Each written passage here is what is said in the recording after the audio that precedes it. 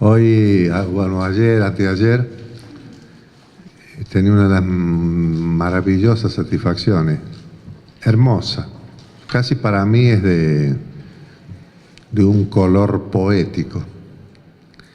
Los chicos de San Luis, la Secretaría de la Juventud, con 3 escuelas, la escuela Pablo Domínguez Bazán, Puerta del Sol y Rosenda Quiroga.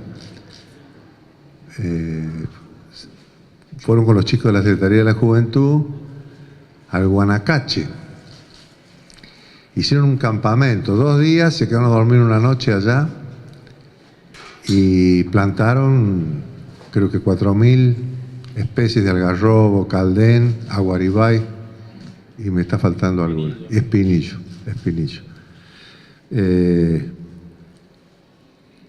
Es algo hermoso ver el compromiso que empiezan a tomar los jóvenes sobre la problemática del medio ambiente. Una de las consecuencias terribles de esta problemática del medio ambiente, que tiene más complejidad, pero también lo podemos ubicar en el tema del medio ambiente, es el problema de las migraciones, y sobre todo de los refugiados, que en su lugar, por la depredación del medio ambiente, tienen que irse, se genera hambre, miseria, desocupación, sus tierras se convierten en una zona de muerte y no tiene viabilidad económica. Entonces, bueno, son los descartados de la sociedad y genera el problema de los refugiados.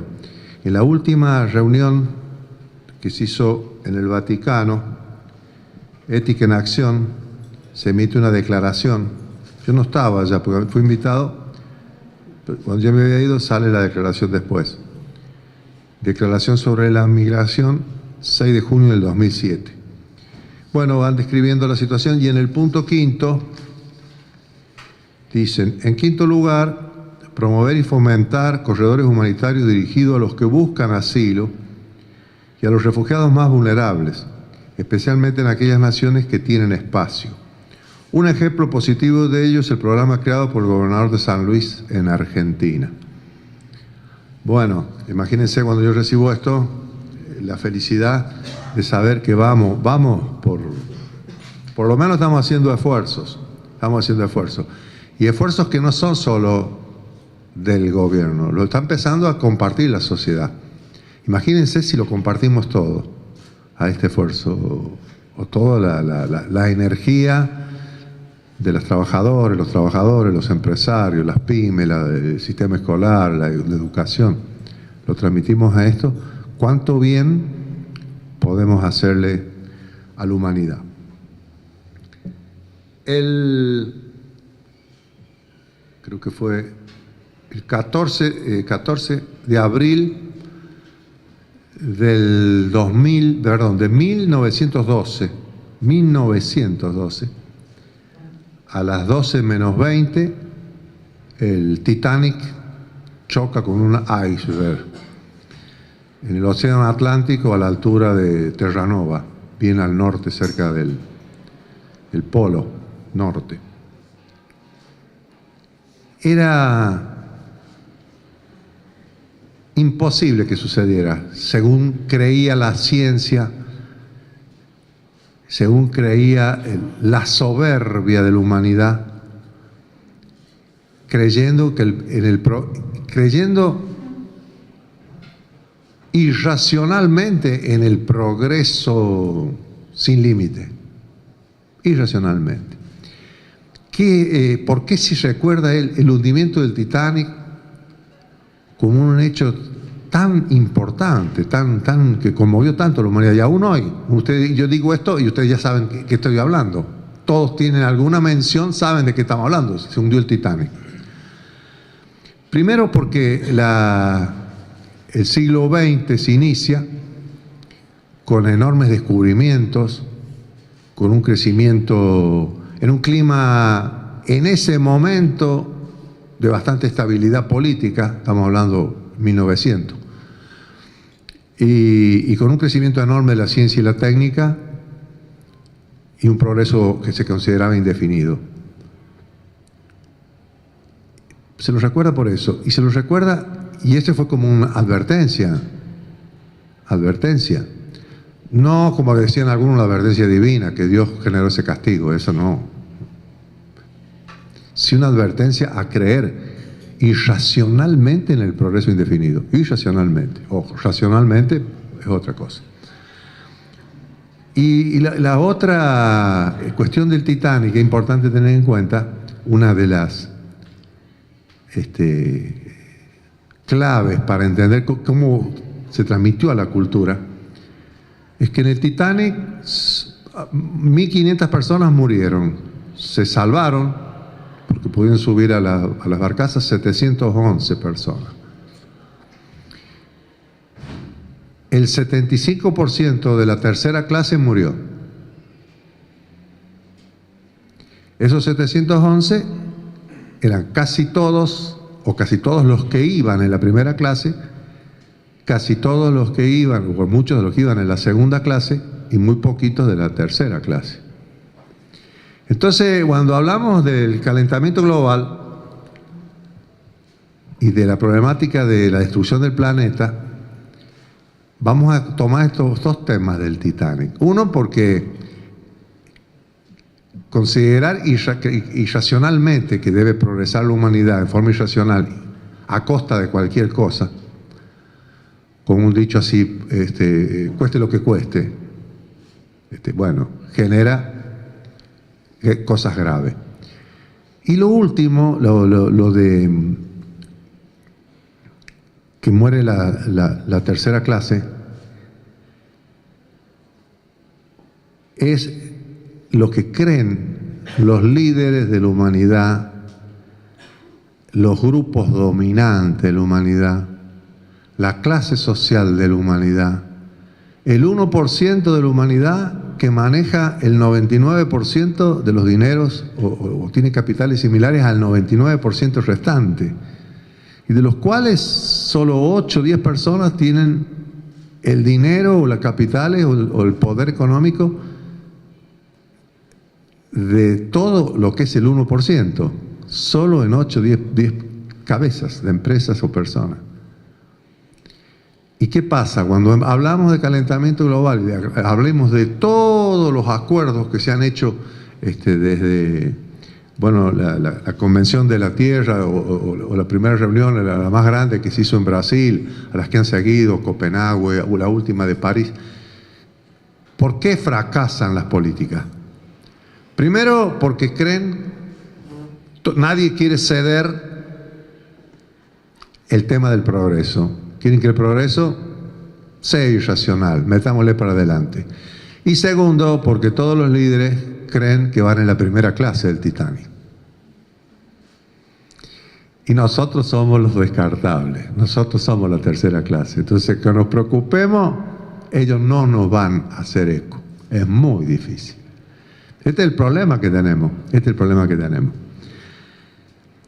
Y aparece casi inesperadamente la encíclica Laudato Si.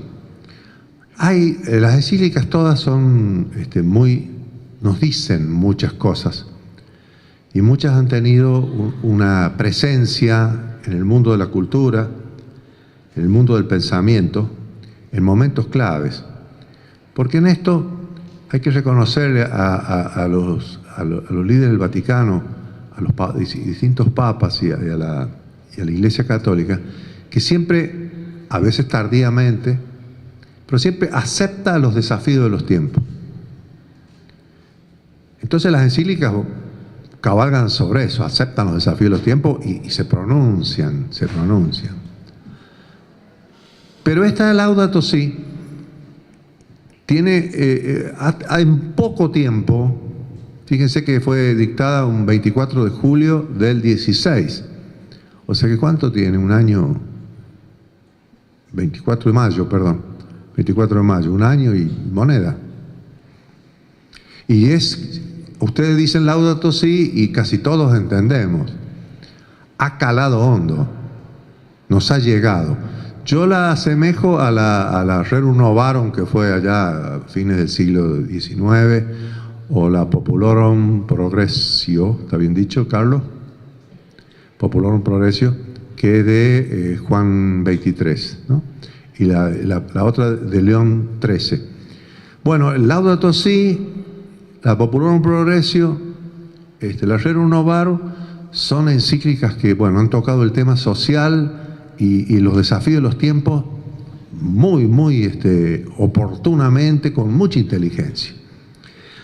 La encíclica, yo cuando veo, o lo primero que me pasa con la encíclica,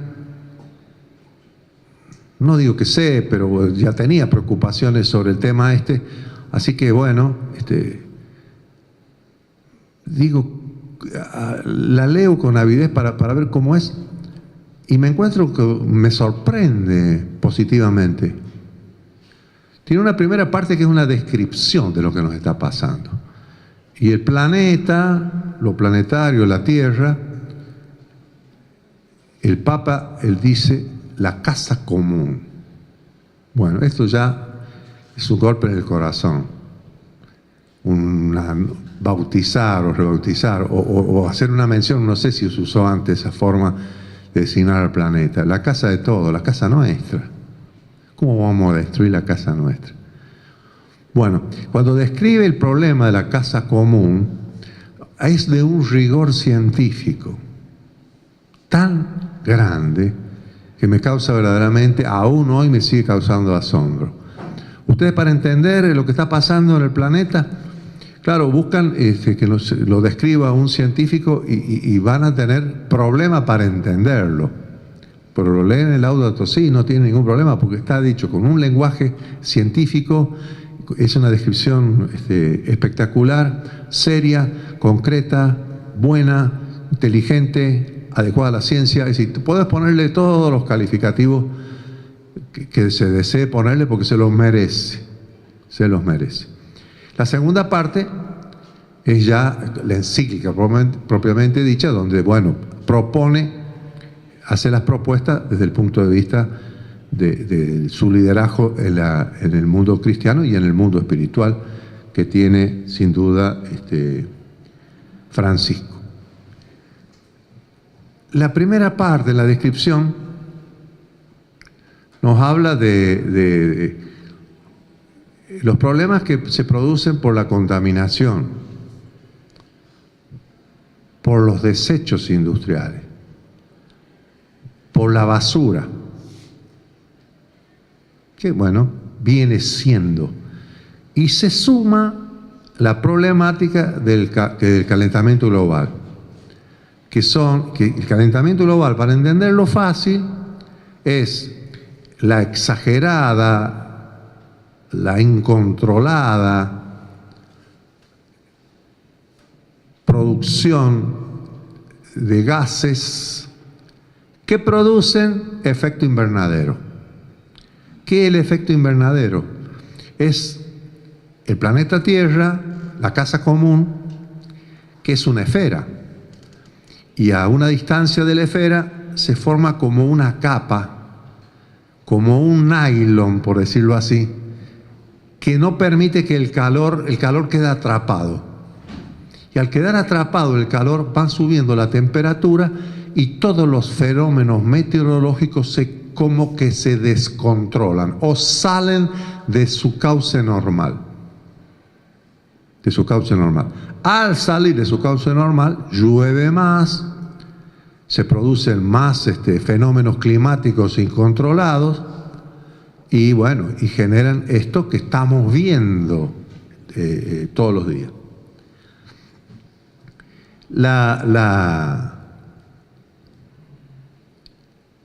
El efecto invernadero, el calentamiento global, a medida que sube la temperatura, que empiezan a producirse deshielos, que empieza a haber lluvias en mayor intensidad, es complicadísimo, casi imposible, hacer una proyección qué nos va a pasar a nosotros. Y los cálculos que se han hecho sobre esto, ¿qué nos va a pasar? ¿Dónde vamos a estar parados? ¿Qué va a pasar con nuestros nietos o nuestros bisnietos en San Luis, en la Argentina, en Europa, donde fuere? ¿Por qué? Porque la relación causa-efecto no es racionalmente entendible en como uno piensa que puede ser. Bueno, si en el sur de San Luis, si en la Sierra de San Luis cae nieve, caerá menos nieve. Si en tal lado llueve, si en tal... No es así, no es así. Y lo voy a decir con un ejemplo simple, que nos va a permitir entenderlo. Y que, bueno, la corriente cálida del norte, bueno, recorre todo el Atlántico así y llega hasta el norte, casi cerca sobre Canadá, aproximadamente por ahí, y ahí vuelve, por ejemplo, y pasa por la ciudad de Nueva York.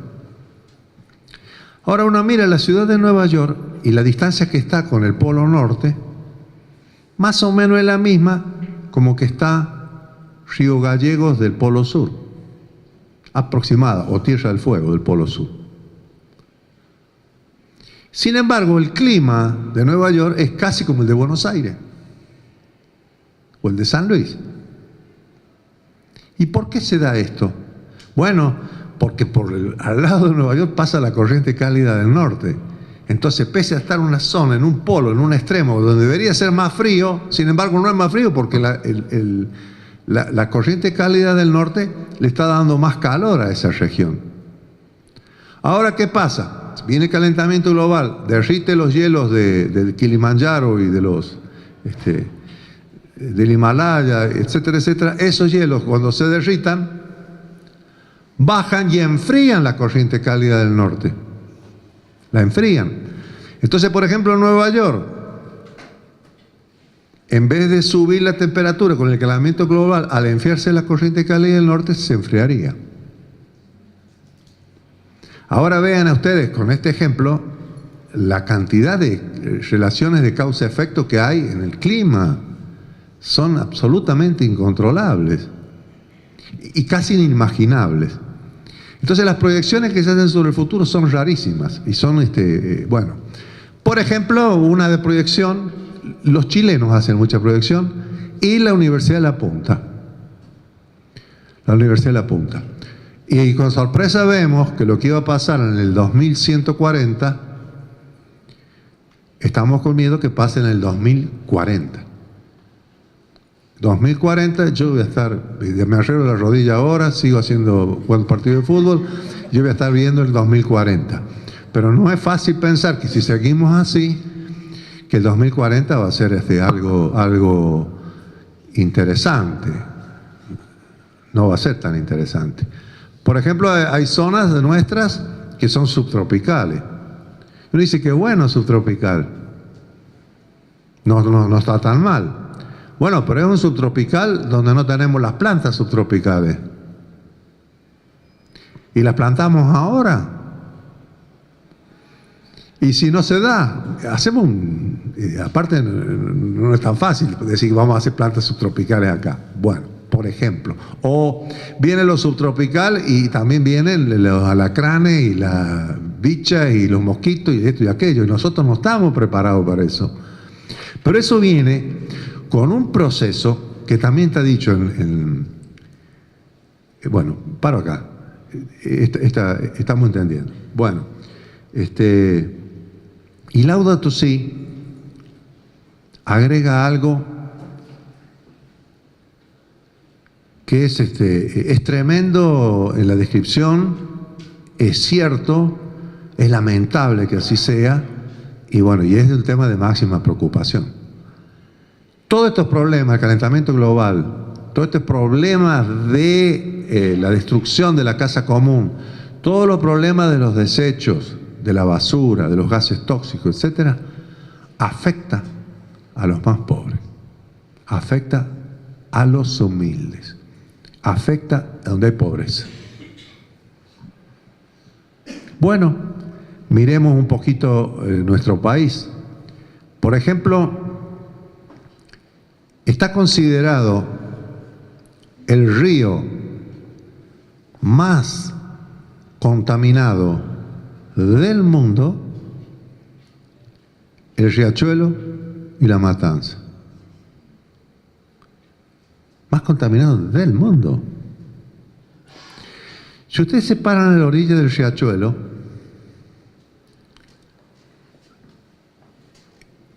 ahí se han hecho como lomadas, así como para que no se vaya a ir de madre y empiece a entrar en los pueblos. Si ustedes se paran y miran, y es un agua, por lo menos ese día, puede tener otro color. Es un agua casi como si fuera un río de petróleo, así negruzco, casi brillante. Y va, con ese río van navegando como irupés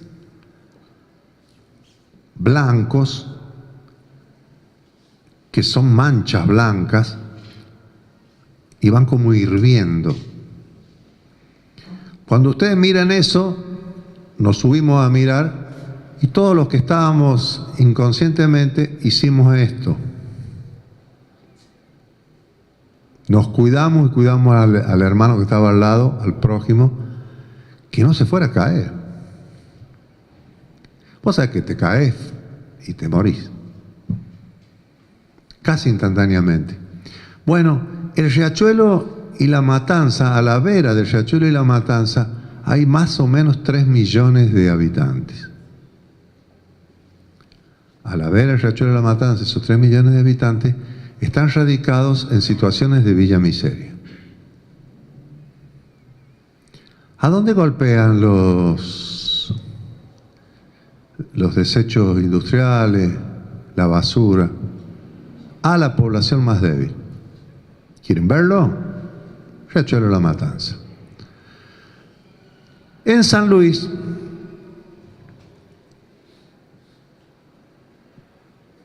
nosotros tenemos un problema ecológico, bueno, tenemos 2 o 3 varios. Algunos lo hemos solucionado, otros lo estamos solucionando, pero están todos en la agenda, Les voy a sacar este clima pesimista que estoy planteando y lo voy a llevar a un clima más optimista. Bueno, en el año 2010, creo que fue el 2010, sí, 2010, se dictó una ley en la provincia, la ley 0749, que declara como ley de la provincia, y a partir de ahí es un plan maestro, lo que nosotros llamamos un tratado de paz entre medio ambiente y progreso. Vuelvo. El progreso es un derecho humano. Está en los tratados internacionales. Está en el Tratado de los Derechos Humanos y el Tratado de Nueva York. El derecho al progreso es un derecho de las naciones. Tienen derecho las naciones a progresar. Me reduzco. Tienen derecho los pueblos a progresar.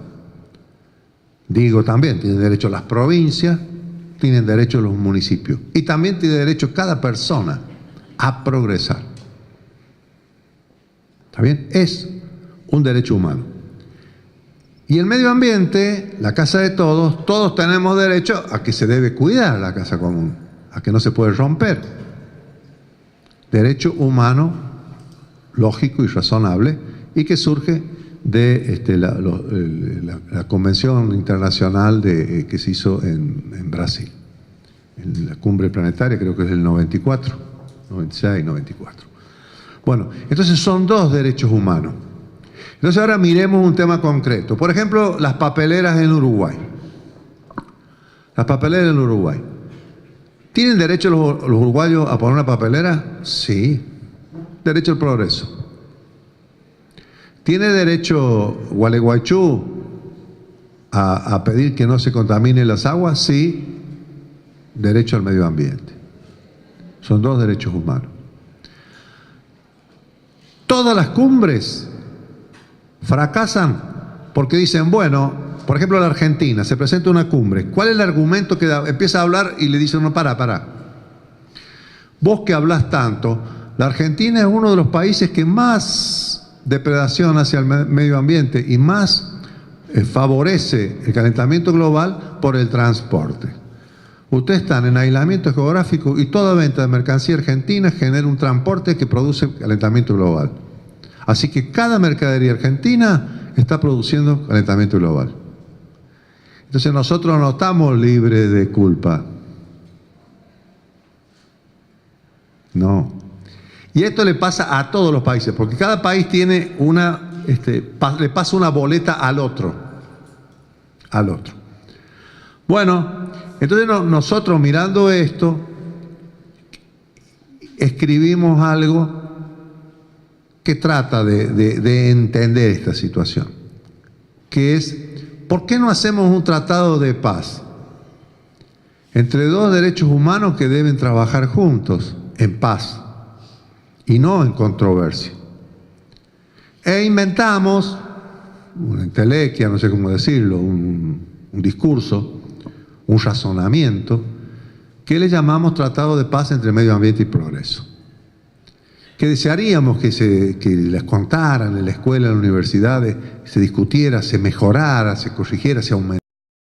Pero la clave de esto es imposible que al que va a la primera clase del Titanic, que es la clase dominante, que es quien domina el mundo, que son los grupos que manejan tienen la sartén por el mango, no se sientan que van en la primera clase del Titanic y crean que el proyecto debe ser irracionalmente, debe ser irracionalmente y sin límites. Entonces, ¿qué se trata de buscar? Bueno, sí, está bien, hagamos los tratados de defender el medio ambiente, pero yo no firmo. Estados Unidos no. China no. Después entran y después ahora el señor Trump dice sí, pero no. Va en la primera clase del Titanic. Él cree que a ellos no les va a pasar. O esperan que ellos siguen y nosotros cuidamos el medio ambiente y ellos, bueno. Entonces, una propuesta para poder conversar racionalmente estos temas es esto que hemos planteado nosotros en San Luis, que es el Tratado de Medio Ambiente y el Progreso. Leo simple algunas cláusulas que son casi todas declarativas, son casi románticas, son poco operativas, pero es un inicio cultural fuerte, porque fuimos los primeros. Y les comento que esta forma de encarar las cosas, cuando viene a San Luis, el que fue vicepresidente de los Estados Unidos, que ganó la elección popular y perdió en los convencionales, que fue el señor Al Gore, que pierde la elección con Bush, él cuando lee el tratado nos invita a San Luis a sentarnos al lado de él en la cumbre de Copenhague. Así como el Papa hizo esta mención, o el Vaticano, sobre los inmigrantes, en ese momento Al Gore nos llamó y nos sentamos en la cumbre de Copenhague al lado. Pero fracasó la cumbre de Copenhague, porque en el último momento ningún líder fue. O se volvieron o no quisieron entrar, porque todos tenían que limitar, racionalizar el progreso. Bueno, Tratado de Paz entre Medio Ambiente y Progreso. Por ejemplo, primero, en el espíritu del hombre reside una fuerza que lo impulsa a mejorar continuamente las condiciones, en el espíritu del hombre reside una fuerza que lo impulsa a mejorar continuamente las condiciones de su existencia. Progresar es un derecho. La vida del hombre se nutre de los dones de la naturaleza. Su protección es un derecho. La inteligencia del hombre y la lógica de la naturaleza deben entrar en diálogo y asociarse. Esta es la paz entre el derecho al progreso y el derecho a un ambiente sano. El progreso será propiamente humano, en armonía con un ambiente equilibrado, y al mismo tiempo la protección y la restauración del ambiente serán factores de progreso. De la sabiduría de los pueblos originarios podemos aprender cómo se hace esta paz. En el Estado social y democrático de derecho, la paz entre el progreso y el medio ambiente es un compromiso fundamental de la justicia social. Haremos la paz del agro, las industrias y las ciudades con la pureza del agua y del aire, la diversidad de la flora y de la fauna y la riqueza de los suelos. Habrá paz entre la generación de energía y el clima de la tierra, entre la producción, los residuos y la limpieza de los ecosistemas y entre el consumo y los recursos. Con esta paz recompondremos el ambiente dañado y haremos la prevención y la contención de catástrofes ambientales. Bajo esta bandera de paz, los ciudadanos y los gobiernos educaremos a nuestros hijos y ordenaremos nuestras actividades. Conservaremos así un planeta habitable para las generaciones futuras. Me siento orgulloso que San Luis haya propuesto tratado de paz. Nosotros pensamos que es el camino, es la salida. Por eso nuestro Ministerio de Medio Ambiente, y dentro del medio ambiente, tiene una secretaría o programa de medio ambiente y otro de agro y otro de industria, y tienen que dialogar para resolver y que nunca se produzca el progreso irracional depredando el medio ambiente. Ahora lo digo de otro punto de vista cortito y luego entro en algunas cosas de San Luis. Todo progreso genera algo en el medio ambiente, algo lo altera. Aunque más no sea el progreso del teléfono, porque tenemos que descartarlo y no tenemos el plan para descartarlo. Creo que debe haber ya casi un teléfono por habitante del planeta, o no sé cuánto, medio o uno. Y se renueva, y ahí suenan también, suenan, y se renuevan cada 6 meses, hoy un año. ¿Cuánto dura un teléfono? Hasta que viene uno nuevo y otro, y otro, y otro, y el iPad 1, el 2, el 3, y el no sé cuánto, y el, bueno. Y eso hay que tirarlo, y se los tira, y las computadoras, uno empieza a tener en su propia casa basura de computadoras que ya no sirven. Y uno la va dejando porque piensa que la va a rescatar algún día, pero te das cuenta al final que cada vez es más basura que antes, porque no sirve para nada.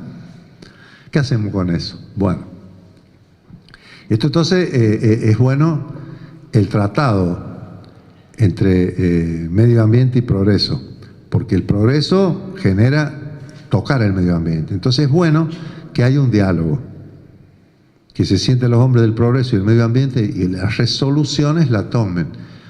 Todo el progreso racional que no afecte el medio ambiente. Y si lo afecta, que tenga su compensación racionalmente escrita por los ambientalistas. El fundamentalismo de uno y de otro lado es una catástrofe.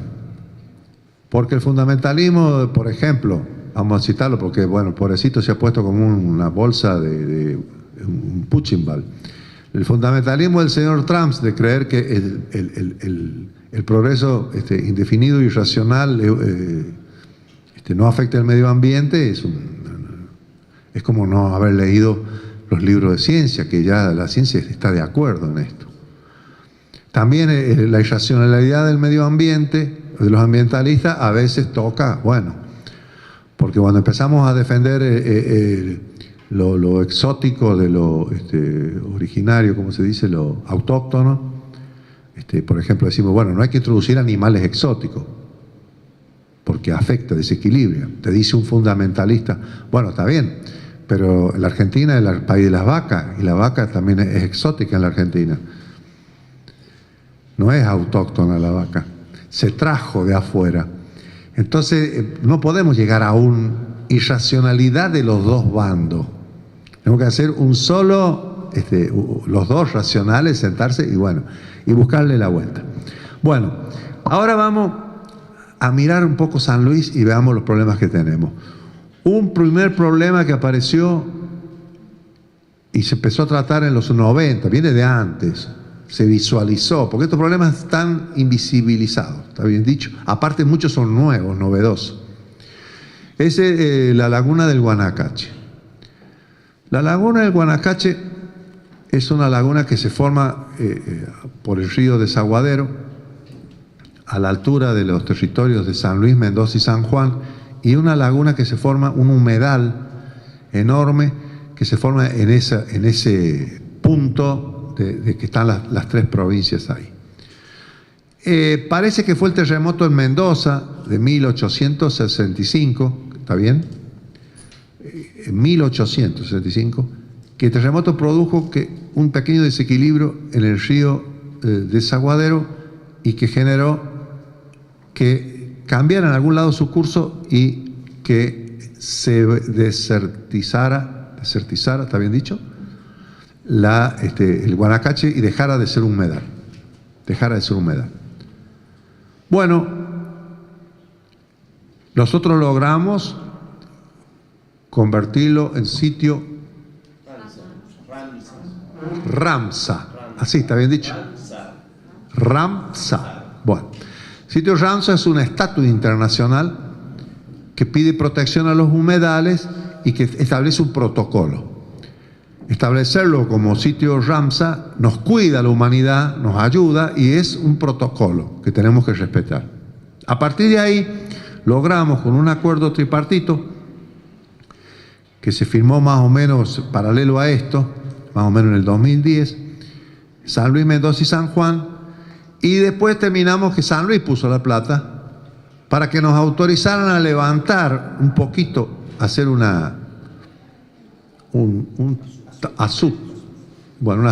talud diría yo, o lo que fuere, una pequeña presita sobre el desaguadero, y eso empezó a juntarse el agua para atrás y se volvió a formar el humedal.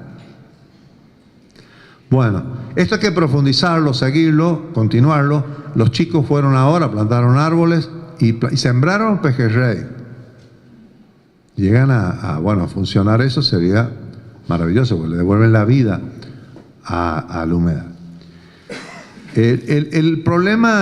Otro problema fue el descarte de las basuras, los desechos industriales, etc. Nosotros tuvimos suerte, no talento, suerte, que nuestras industrias, las que se radicaron en San Luis, eran poco contaminantes o no generaron una gran contaminación. Tuvimos suerte, yo no digo talento, suerte. No teníamos este tratado, no sabíamos tanto del tema, nadie lo ponía en la agenda, entonces uno como que no se daba cuenta. Pero tuvimos suerte y no se produjo esto. Bueno, después se ha racionalizado y sobre todo en Villa Mercedes se ha hecho que cada fábrica tenga su propia forma de descartar los residuos y que no caigan en el río Quinto. Y esto se ha logrado y vamos bastante bien en este sentido. Pero nos apareció un problema nuevo que primero no sabíamos que era un problema. Al contrario, primero pensamos que era algo lindo y estábamos contentos. Un día, por allá por el 2009, 2010, aparece un río nuevo. Entonces, bueno, imagínate, río nuevo. Y le pusimos el nombre, Río Nuevo. Estábamos recontentos. Tenemos un río nuevo. Qué lindo tener más agua. Bueno, y después los estancieros, la gente de campo, empezó a llamarnos la atención. Che, preocúpense por el río. Bueno, la cosa es que, bueno, yo ahora llego al gobierno y me dicen del río Nuevo, yo lo voy a ir a ver, primero que voy a hacer.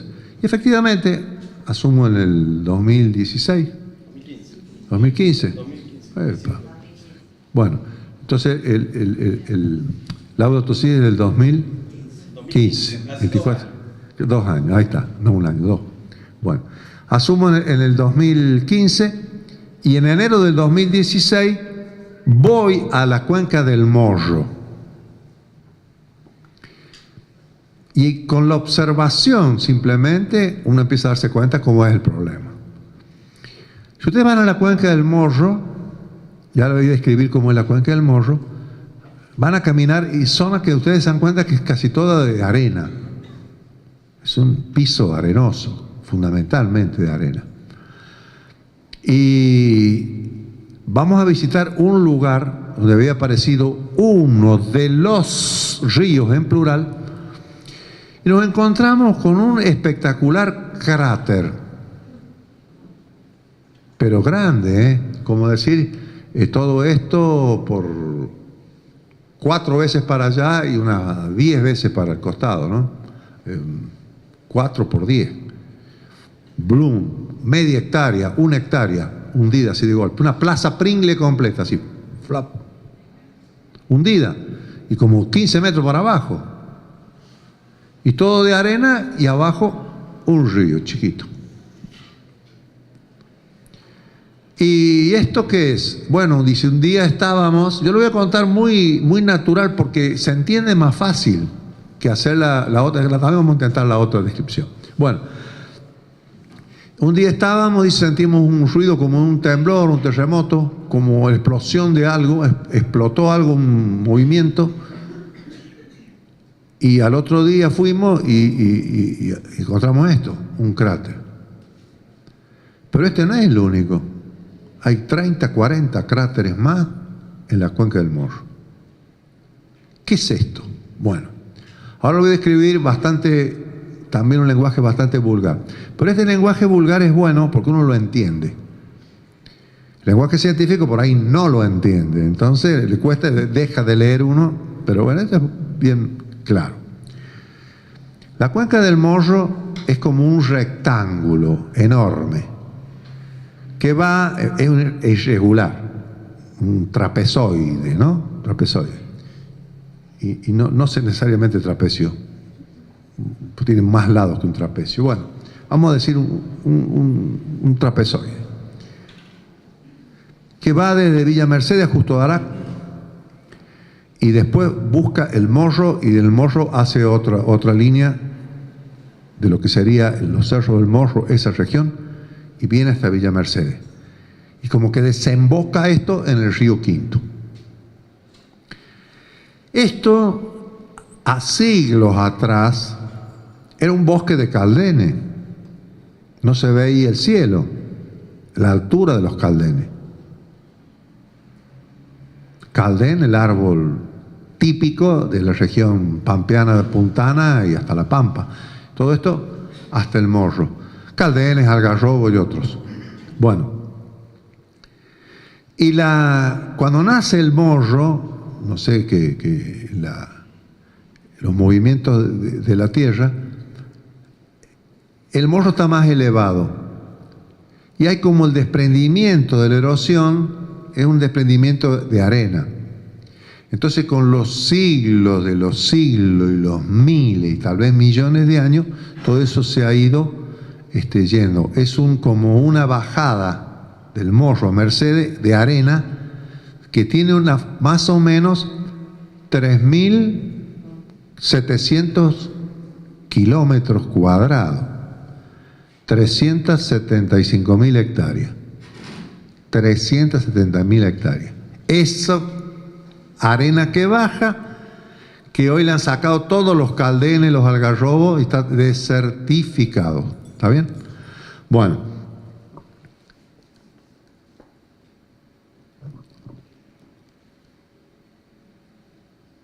Es el 4,7% del territorio de la provincia.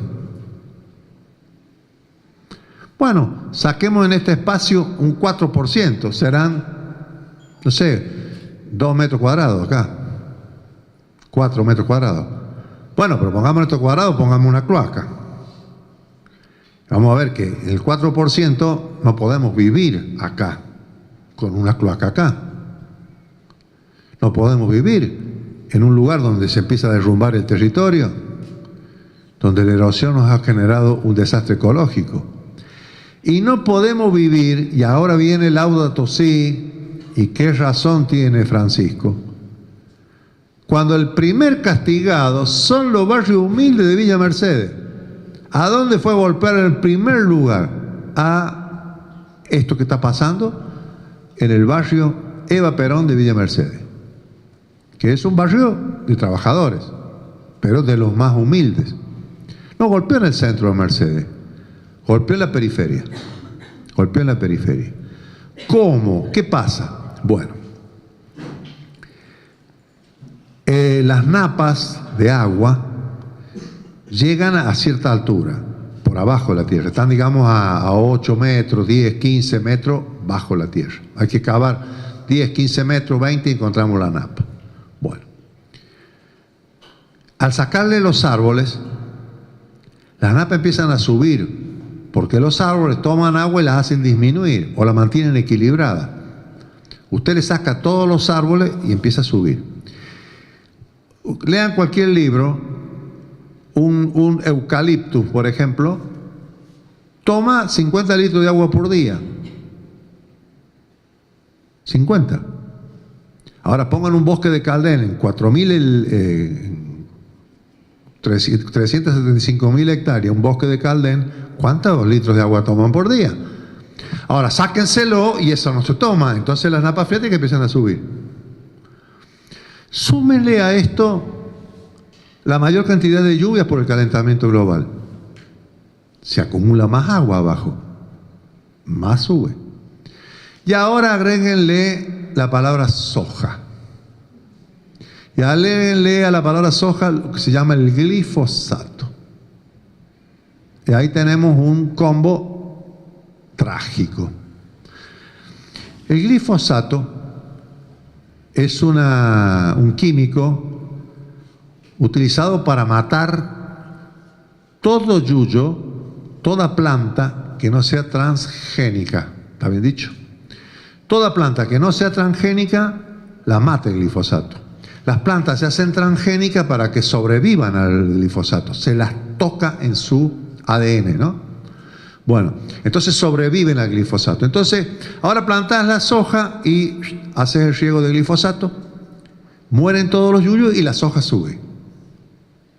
El maíz, el trigo y las plantas transgénicas. Bueno. Pero además, el glifosato genera, que es un químico maravilloso para este uso, pero es como el progreso irracional. Genera además como una especie de manto en la tierra, como si fuera un casi imperceptible nylon, una tela impermeable. Entonces no permite que la humedad que penetra se vaya. Y esto hasta 60 centímetros, que es la medida de la raíz de la soja. Ahora busquemos el combo.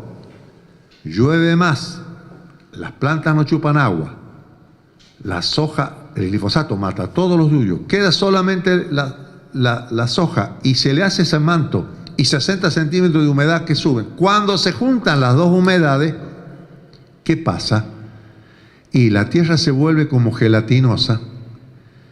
En la arena, las corrientes de agua que se mueven por abajo van erosionando y en algún momento esto se hunde e implosiona.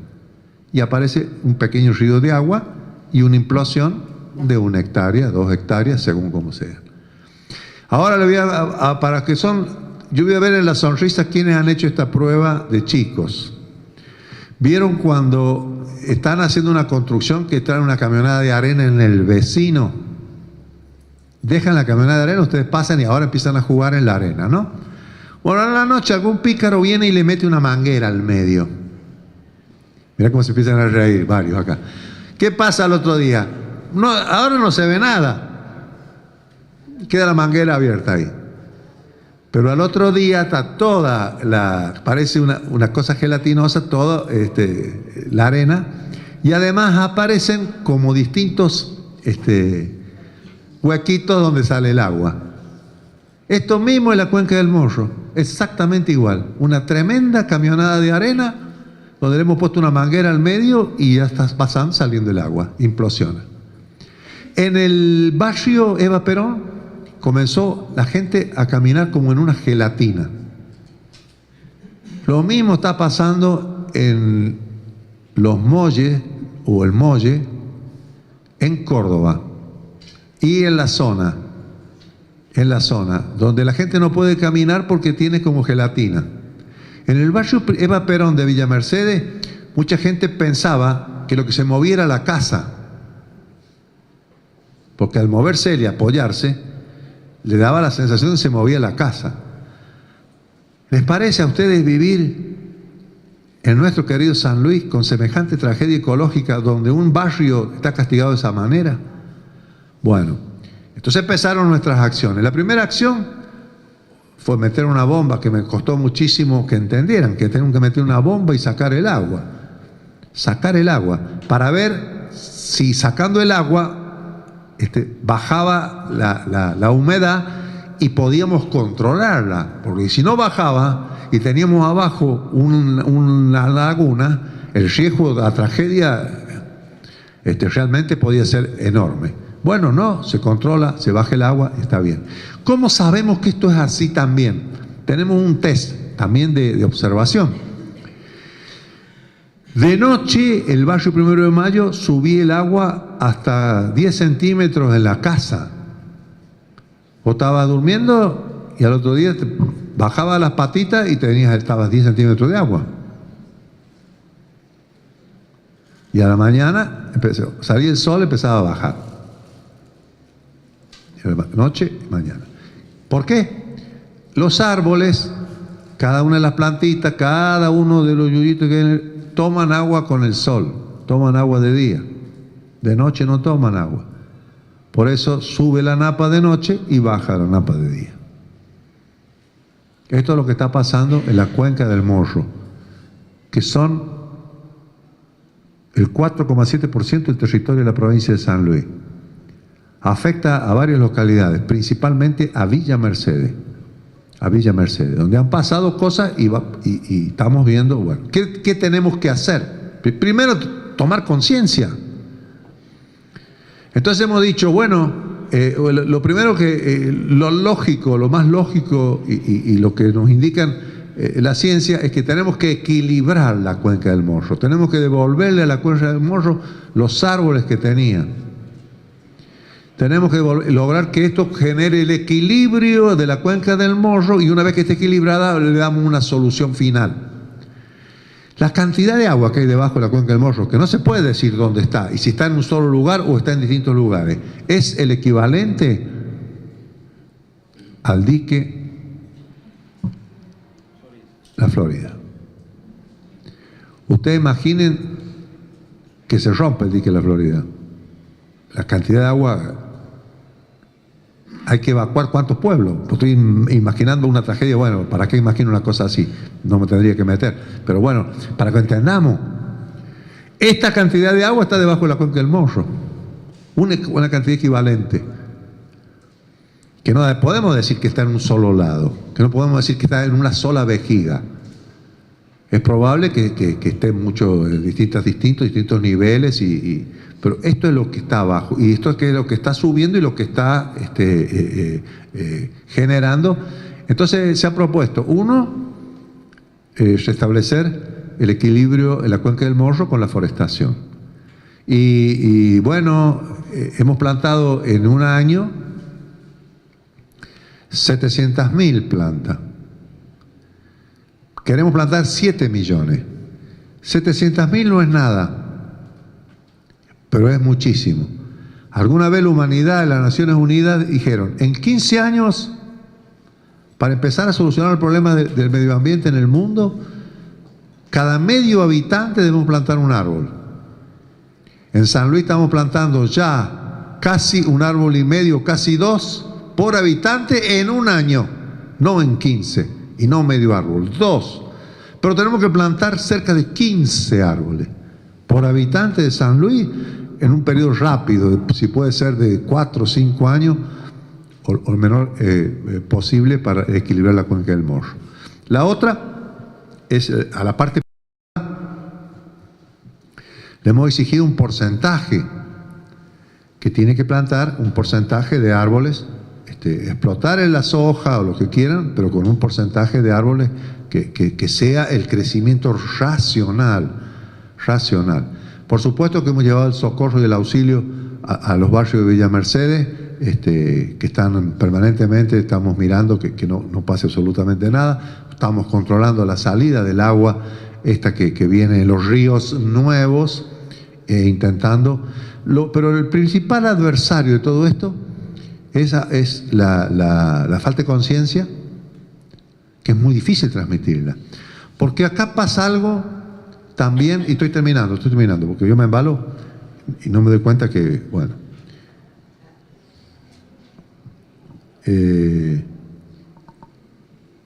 El señor Al Gore, que recibió el Nobel de la Paz por su lucha, militancia,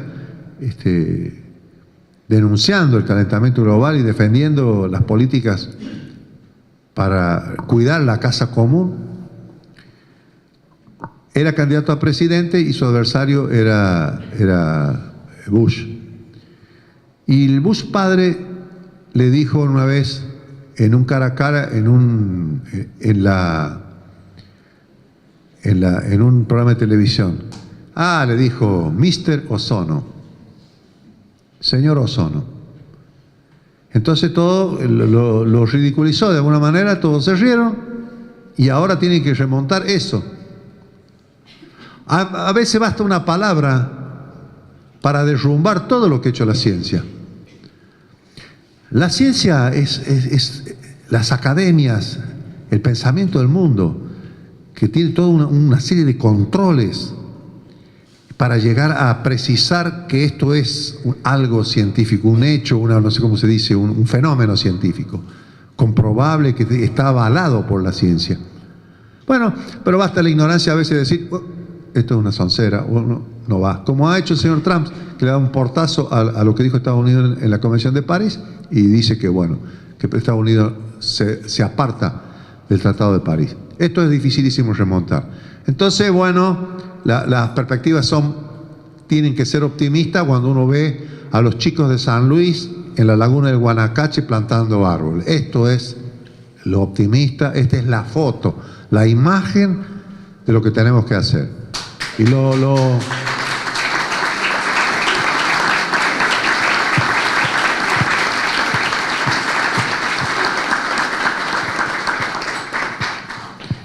negativo y pesimista, esto es cierto. Así de fácil. Bueno, muchas gracias. Gracias por invitarme.